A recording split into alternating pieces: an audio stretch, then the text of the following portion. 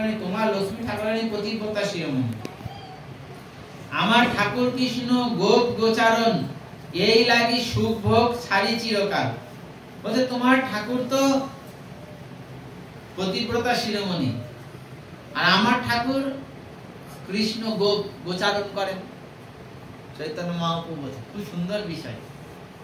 চৈতন্য মহাপ্রভু আমার ঠাকুর তো গোপ কৃষ্ণ গোচারণ করে, আর তোমার ঠাকুরানী তো, তোমার ঠাকুর লক্ষ্মী ঠাকুরানী তো পতিব্রতা শিরোমণি।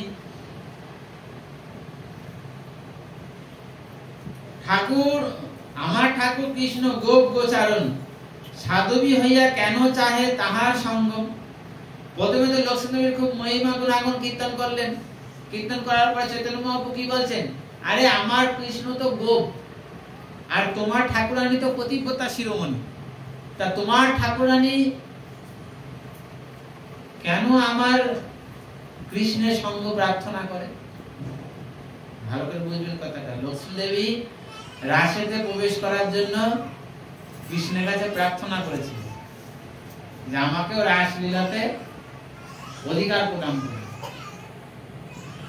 তা বলছেন কি, তাহলে তোমার ঠাকুরানী তো পতিব্রতা শিরোমণি, তা পতিব্রতা শিরোমণি কেন অন্য আবার আমার ঠাকুরের প্রতি তার কেন লোভ উৎপন্ন হলো? বলছেন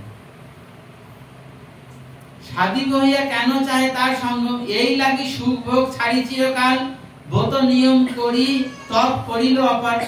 বলছে সে তো পতিব্রতা শিরোমণি, তার জন্য কৃষ্ণের সঙ্গ লাভ করার জন্য কত জপ তপ কত কিছু করলো, কেন কি দরকার আছে?